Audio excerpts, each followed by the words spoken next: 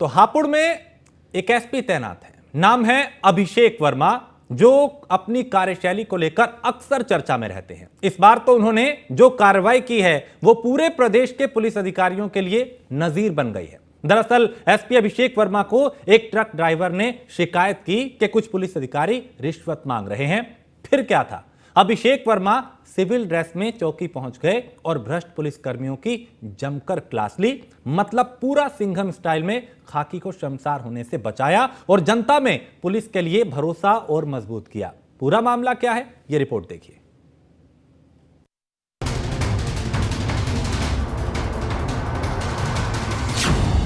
योगी के सिंघम की कार्रवाई से हड़कंप, भ्रष्ट पुलिसकर्मियों पर एसपी का चला हंटर।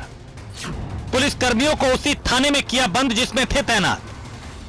योगी राज में रिश्वत ना बाबा ना। एसपी अभिषेक वर्मा की कार्रवाई यूपी में बनी नजीर। उत्तर प्रदेश में सीएम योगी आदित्यनाथ ने जब से प्रदेश की कमान संभाली है, तब से उन्होंने प्रदेश में जीरो टॉलरेंस की नीति पर जोर दिया है। अधिकारियों कर्मचारियों में इसका असर भी देखने को मिल रहा है। प्रदेश में भ्रष्टाचार पर नकेल कसी जा रही है। मामला हापुड़ से सामने आया, जहां योगी के सिंघम ने भ्रष्टाचार में शामिल पुलिसकर्मियों की पोल खोलकर रख दी।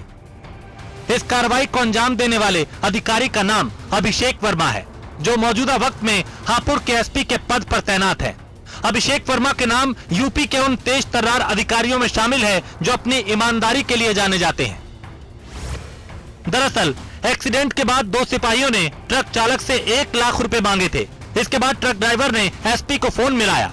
मामले की खबर मिलते ही अभिषेक वर्मा सादे कपड़ों में ही चौकी पर पहुंच गए। अब पुलिसकर्मियों को क्या पता कि सादे कपड़ों में आया यह इंसान कोई और नहीं बल्कि उनके जिले का एसपी है।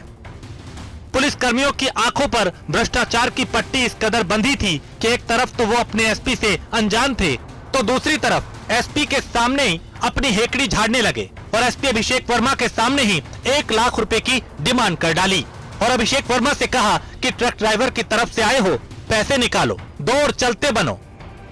अब इसी को तो बोलते हैं किस्मत का बुरा होना।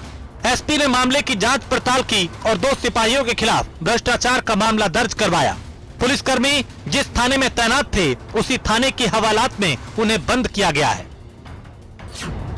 अब इस कार्रवाई से एक तरफ जहां पूरे प्रदेश में अभिषेक वर्मा की तारीफ हो रही है, वहीं भ्रष्ट अधिकारियों में डर और दहशत का माहौल भी है। दूसरी तरफ कई सवाल भी हैं कि आखिर पुलिस आम जनता की सुरक्षा के लिए होती है, लेकिन कुछ पुलिसकर्मियों की वजह से पूरे सिस्टम पर बदनामी का धब्बा लग जाता है। लेकिन अभिषेक वर्मा ने अपनी सोच और कार्रवाई से लोगों की धारणा बदलने का काम किया। जो भी इस कार्रवाई को सुन रहा है, बस बोल रहा है, एसपी हो तो अभिषेक वर्मा जैसा। Bureau report, news 1 India.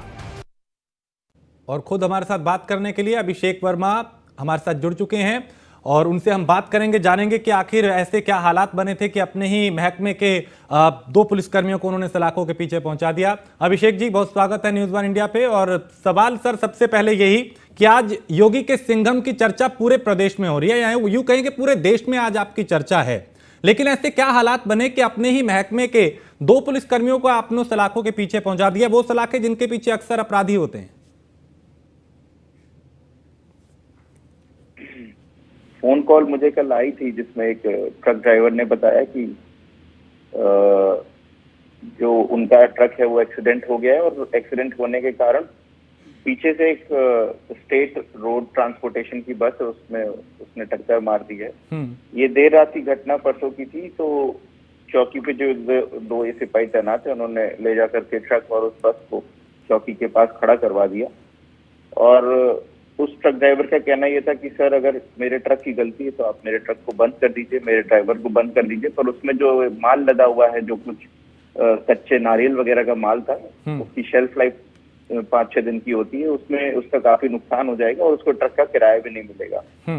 तो उसने रात को कल मुझे जब सूचना दी तो मैंने पहले इसको वेरीफाई किया, करके मिला मैं, और उसने सारी चीजें मुझे, फोन रिकॉर्डिंग सारी चीजें मुझे सुनाई। उसके बाद मैं उसके साथ जाकर के जिस चौकी पे उसके ट्रक को और खड़ा कर रखा था, जहाँ पे उससे पैसों की डिमांड की जा रही थी, तो वहां गया और वहां पे वो जो सिपाही थे, सही में मैंने पाया कि वो उस तरीके से अनैतिक डिमांड उनसे रख रहे थे।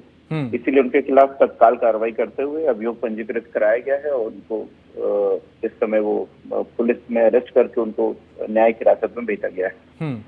अभिषेक जी, चूंकि अपने ही महकमे के खिलाफ आपने कार्रवाई की है और आम लोगों में तो चर्चा का विषय है ही, लेकिन पुलिस महकमे में भी पूरे प्रदेश के महकमे में हड़कंप मचा हुआ है। आप जो संदेश देना चाहते थे, आपको लगता है कि इस कार्रवाई के जरिए वो संदेश जाएगा? देखिए, बिल्कुल पुलिस जो है वो आम लोगों की मदद के लिए बनी है और स्पेशली गरीब जनता जो जिसके कहने के लिए कोई नहीं होता और जिसकी सुनवाई के लिए कोई उसके साथ खड़ा नहीं होता। हमें ऐसे कमजोर वर्ग के साथ हमेशा खड़े रहना चाहिए और हमारी ड्यूटी भी यही है।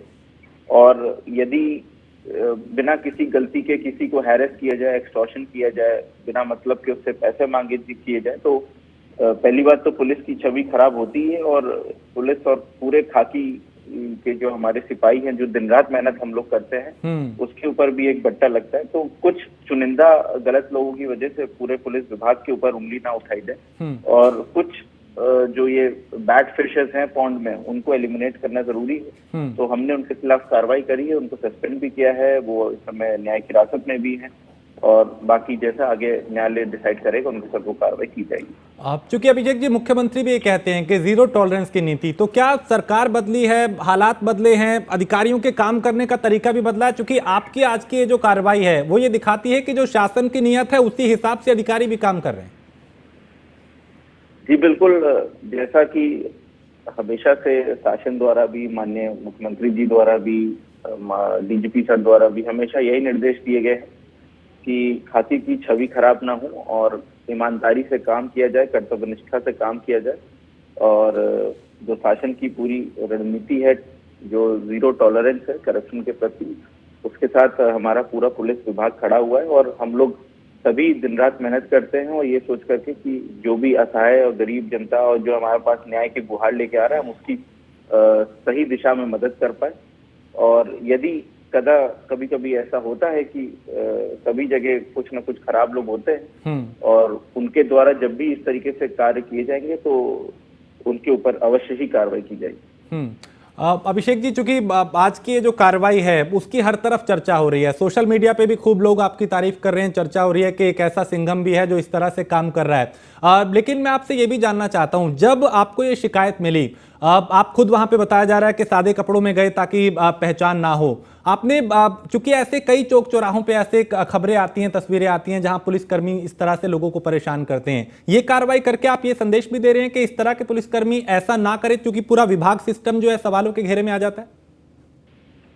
जी बिल्कुल, जब भी इस तरीके की शिकायत आती है हमारे पास दो ऑप्शन है, या तो हम नीचे वाले अपने अधीनस्थ स्टाफ से उसको वेरीफाई करा ले या तो हम स्वयं वेरीफाई करें। पर जिस तरीके से कल उस ट्रक ड्राइवर ने कॉल किया था, डिस्ट्रेस लग रहा था, काफी परेशान था, तो मुझे लगा कि मेरी ड्यूटी है कि मुझे जाकर के एक बार ग्राउंड रियलिटी को चेक करना चाहिए, इसलिए वहां पे गए। और समय समय पे हम लोग और हमारे विभाग के सभी लोग निकलते हैं और स्पेशली लेट नाइट्स में जरूर निकलते हैं चेक करने के लिए पेट्रोलिंग वगैरह ढंग से हो रही कि नहीं हो रही। और जब भी उस पेट्रोलिंग वगैरह में भी हमें मिलता है कि लापरवाह पुलिसकर्मी रात में जिनकी ड्यूटी है वह सो रहे हैं या वो ठीक ढंग से काम नहीं कर रहे हैं या जो 112 की कॉल्स आती है उसको रिस्पॉन्स नहीं करे, तो हम उन पे भी कार्रवाई करते हैं और आगे भी जरूर इस तरीके से हमारा समस्त विभाग जो है वो इसके ऊपर कार्रवाई करता रहेगा। जी, और अभिषेक जी, आज की जो ये कार्रवाई है, क्योंकि एक ट्रक ड्राइवर के कॉल पे आपने उससे पूरी गंभीरता से लिया, एक भरोसा कायम होगा पुलिस प्रशासन के प्रति आम आदमी का कि देखिए अगर हमने शिकायत की है तो वहां पे कार्रवाई हुई है। आपको लगता है इस तरह की कार्रवाई होनी चाहिए ताकि आम जनता और पुलिस के बीच की जो दूरी है कम हो और एक भरोसा कायम हो जो धीरे धीरे कम हो रहा है? जी बिल्कुल, इस तरीके की जो जनता के साथ हमारा विश्वास है वो ऐसी कार्रवाई से अवश्य बनता ही है। और आम तौर पे भी हम लोग जब जन सुनवाई करते हैं, ऑफिस में बैठते हैं, उसमें जो भी कंप्लेनेंट्स आते हैं, हमारी ये कोशिश रहती है कि हफ्ते में जो एक कंप्लेंट या दो कंप्लेंट कम से कम जो गंभीर लग रही है उसको हम लोग खुद ही जाकर के वेरीफाई करें, एक बार चेक करें कि मौके पे पुलिसकर्मी गए कि नहीं गए, उसकी सुनवाई हुई कि नहीं हुई। तो ये निरंतर प्रक्रिया है, ये सदा हमेशा चलती रहेगी। और जब भी कोई भी गलत कार्य करेगा किसी के भी खिलाफ, चाहे वो क्रिमिनल हो, माफिया हो, चाहे वो विभाग में बैठे हुए ऐसे भ्रष्ट कर्मी हो जो ऐसे कोशिश करेंगे, तो अवश्य ही उन पे कार्रवाई की जाएगी। तो हम अभिषेक जी उम्मीद करें कि आगे भी इस तरह की कार्रवाई होगी और हम फिर से बात करेंगे। जी बिल्कुल, और मैं उम्मीद करता हूं कि शायद आगे इस तरीके से शिकायतें आना भी और कम हो जाएंगी और ऐसी कार्रवाई शायद करनी भी ना पड़े, क्योंकि सभी पुलिसकर्मी, मैं बता सकता हूं, अगर 98% हमारे पुलिसकर्मी दिन रात मेहनत करते हैं और विषम परिस्थितियों में मेहनत करते हैं। कुछ 1 या 2% हैं जो इस तरीके से काम खराब करते हैं और नाम खराब करते हैं। जी, उनके लिए क्या संदेश सर आपका? आखिरी सवाल यही कि न्यूज़ वन इंडिया के माध्यम से क्या संदेश उन पुलिसकर्मियों को देंगे जो अब भी कहीं ना कहीं गड़बड़ी कर रहे हैं, जनता को परेशान करते हैं? क्योंकि बहुत से ईमानदार अफसर हैं जो दिन रात मेहनत कर रहे हैं, लेकिन कुछ पुलिसकर्मियों की वजह से पूरा विभाग सवालों के घेरे में आ जाता है। देखिए, जब भी इस तरीके से कोई भी पुलिसकर्मी गलत कार्य करता है तो सबसे पहले तो उसको अपने आप से सवाल करना चाहिए, क्या वो इस तरीके के कमाए हुए पैसे या इस तरीके की जो गलत चीज है उससे अपने परिवार का पेट पाल सकता है या नहीं। जी, जब एक बार खुद ही ये इसका आकलन कर लेता है तो पछतावा आता है। और दूसरा, ऐसे लोगों के लिए हमारे विभाग में कई स्तर पर मॉनिटरिंग के लिए लोग हैं, और जब भी आप इस तरीके से कोई गलत कार्य करेंगे जरूर कोई ना कोई सीनियर अधिकारी आपको देखेगा और आपके खिलाफ कार्रवाई करेगा। बहुत शुक्रिया Abhishek ji, news one India से बात करने के लिए बहुत शुक्रिया। तो ये अभिषेक वर्मा थे, आपने सुना कि कैसे जो कार्रवाई की थी उसको लेकर उन्होंने बताया। लेकिन इस वक्त एक बहुत बड़ी खबर आ रही है। यूपी कांग्रेस के अध्यक्ष बनाए गए हैं अजय राय और कांग्रेस प्रदेश अध्यक्ष बृजलाल खाबरी को हटाया गया है। उत्तर प्रदेश की राजनीति से जुड़ी हुई इस वक्त ये बड़ी खबर, जहां बृजलाल खाबरी की जगह अजय राय यूपी कांग्रेस के अध्यक्ष बने हैं। तो चुनाव से पहले कांग्रेस ने यह बड़ा परिवर्तन किया है। बृजलाल खाबरी की जगह अजय राय यूपी कांग्रेस के अध्यक्ष बनाए गए हैं। तो यूपी कांग्रेस के अध्यक्ष अब अजय राय को बनाया गया है, उनके कंधों पर यह जिम्मेदारी होगी। और कांग्रेस प्रदेश अध्यक्ष यानी अभी तक जो बृजलाल खाबरी है उनको हटा दिया गया है। तो कांग्रेस अब कुछ बदलाव करके अपनी जमीन तलाश रही है उत्तर प्रदेश में।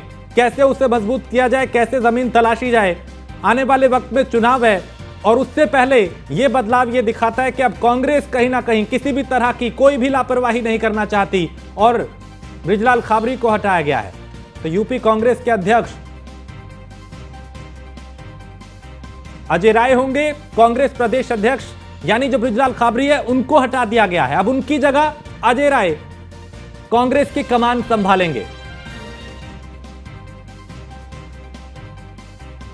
तो यूपी कांग्रेस के अध्यक्ष अब अजय राय होंगे और बृजलाल खाबरी को फिलहाल हटा दिया गया है इस पद से, चूंकि अब तक वो प्रदेश कांग्रेस की जिम्मेदारी संभाल रहे थे, लेकिन शायद संगठन को वो नहीं जोड़ पाए, नए लोगों को नहीं जोड़ पाए, यहां कुछ कमियां रह गई जो उनको हटा के अब अजय राय को यह जिम्मेदारी दी गई है।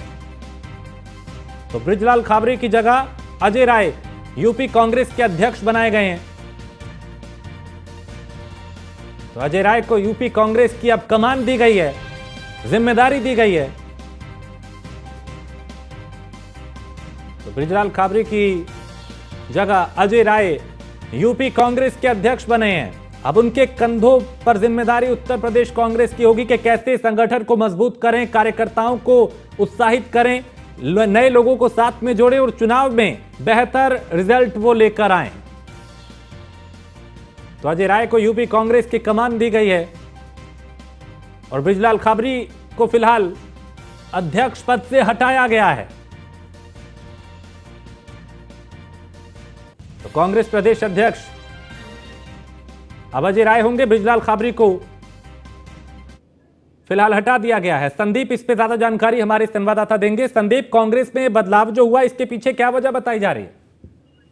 देखिए, बिल्कुल निश्चित तौर पे अगर बात करते हैं जिस तरीके से आने वाले समय में लोकसभा के चुनाव है, लोकसभा चुनाव को लेकर के अभी तक दलित का चेहरा हुआ करते थे बृजलाल खाबरी और उनको जो हटा दिया गया है। यानी साफ है कि जिस तरीके से आने वाले लोकसभा चुनाव को लेकर के जिस तरीके से लगातार कांग्रेस जो है वो तैयारियां कर रही है, अब अजय राय की कंधे से जिम्मेदारी दी गई है। यानी कि ये भी माना जा रहा है कि उत्तर प्रदेश कांग्रेस के प्रभारी प्रियंका गांधी के बड़े करीबी रहे हैं और अजय राय जो लगातार जो है, अगर बात करते हैं जिस तरीके से बस साल में लगातार बने रहे, तो निश्चित तौर पर जिस तरीके से अगर बात करते हैं तो प्रदेश की चयन की लेकर के बात कर रहे हैं, तो निश्चित तौर पर अब जो है कांग्रेस के नए प्रदेश अध्यक्ष को मिले हैं। तो निश्चित तौर पर अजय राय एक बड़ी जिम्मेदारी निभाएंगे, क्योंकि जिस तरीके से लोकसभा चुनाव को लेकर के तैयारियां चल रही थी, लोकसभा चुनाव को लेकर के लगातार कांग्रेस पार्टी जो है मंथन कर रही थी, उसी कड़ी की अगर बात की जाए तो लोकसभा चुनाव को लेकर के कांग्रेस पार्टी में एक नया बदलाव देखने को मिला है। कांग्रेस पार्टी को नया प्रदेश अध्यक्ष मिला है,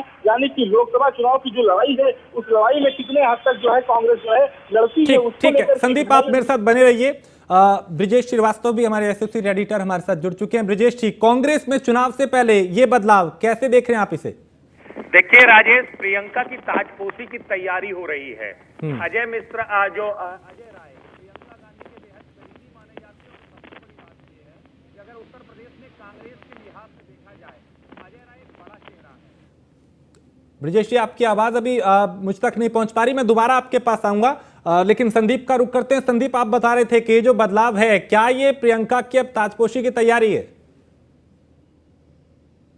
बात करते हैं उत्तर प्रदेश की। उत्तर प्रदेश में प्रियंका गांधी चुनाव लड़ना चाहती है, यानी साफ है कि आने वाले समय में जिस तरीके से प्रियंका गांधी लगातार जो है उत्तर प्रदेश की किसी एक अन्य सीट से जो है चुनाव लड़ने के लिए पूरी तरीके से तैयार है, यानी कि साफ माना जा रहा है कि अजय राय भी काफी ज्यादा करीबी है। और ऐसा जिस तरीके से माना जा रहा है कि अजय राय के करीबी होने के नाते उनको प्रभार मिला है, उत्तर प्रदेश की कमान मिली है उन्हें। उत्तर प्रदेश में उन्हें कैसे आगे बढ़ना है, उत्तर प्रदेश में किस तरीके से उनको अपने संगठन को मजबूत करना है, या यानी कि प्रदेश को किस तरह से चलाना है, उसको लेकर ये काफी बड़ा बदलाव माना जा रहा है। यानी अजय राय इससे पहले की बात करते हैं 2012 में कांग्रेस में आए हुए थे और 5 बार के विधायक रह चुके हैं, यानी इनका एक अपना बड़ा इतिहास रहा है। इसको लेकर के अब वो उनको जो है ये जिम्मेदारी दी गई है, तो निश्चित तौर पे कांग्रेस में जिस तरीके से नई जिम्मेदारी प्रदेश अध्यक्ष को मिली है उसको लेकर के अब रणनीतियां पूरी तरीके से अलग होंगी और रणनीतियां साफ होने वाली है कि आगे कैसे चुनाव लड़ी जाएंगी, किस तरीके से चुनाव होंगे। और इसको लेकर के लोकसभा चुनाव की अब कुछ ही महीने बचे हैं, 5-7 महीने बचे हैं,